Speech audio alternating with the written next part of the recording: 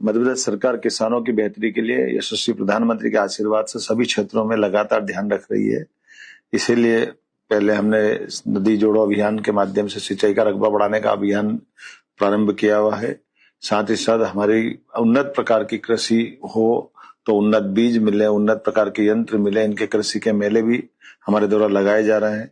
इसी सिलसिले में ग्रीष्मकालीन मूंग की दृष्टि से भी और उड़द की खरीदने की दृष्टि से भी राज्य सरकार के माध्यम से केंद्र सरकार को प्रस्ताव भेजने का निर्णय किया है और मेरी इस संबंध में कृषि मंत्री से बात भी हो चुकी है। और इस आधार पर 19 तारीख से मध्य प्रदेश सरकार किसानों की उड़द और मूंग के पंजीयन की तारीख डिक्लेयर कर रही है। हमारे सभी किसान भाइयों बहनों से निवेदन करता हूं कि वे अपनी अपनी जिन ने अपनी फसल लगाई है वो संबंधित उपार्जन केंद्रों पर अपनी फसल के उपार्जन की तैयारी करें।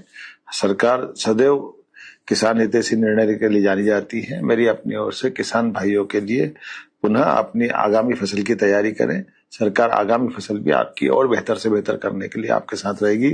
भारतीय किसान संघ के साथ हम लगातार चर्चा में भी हैं ताकि हमारे सभी प्रकार के कृषि आधारित उद्योग लगा करके कई बार कुछ फसलों में खास करके सब्जी जैसे टमाटर या अन्य जगह पर भी जो भविष्य में मध्य प्रदेश सरकार किसानों की बेहतरी के लिए यशस्वी प्रधानमंत्री के आशीर्वाद से सभी क्षेत्रों में लगातार ध्यान रख रही है। इसीलिए पहले हमने नदी जोड़ो अभियान के माध्यम से सिंचाई का रकबा बढ़ाने का अभियान प्रारंभ किया हुआ है।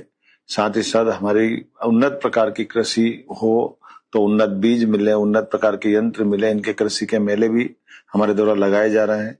इसी सिलसिले में ग्रीष्मकालीन मूंग की दृष्टि से भी और उड़द की खरीदने की दृष्टि से भी राज्य सरकार के माध्यम से केंद्र सरकार को प्रस्ताव भेजने का निर्णय किया है और मेरी इस संबंध में कृषि मंत्री से बात भी हो चुकी है। और इस आधार पर 19 तारीख से मध्य प्रदेश सरकार किसानों की उड़द और मूंग के पंजीयन की तारीख डिक्लेयर कर रही है। हमारे सभी किसान भाइयों बहनों से निवेदन करता हूं कि वे अपनी अपनी जिन ने अपनी फसल लगाई है वो संबंधित उपार्जन केंद्रों पर अपनी फसल के उपार्जन की तैयारी करें।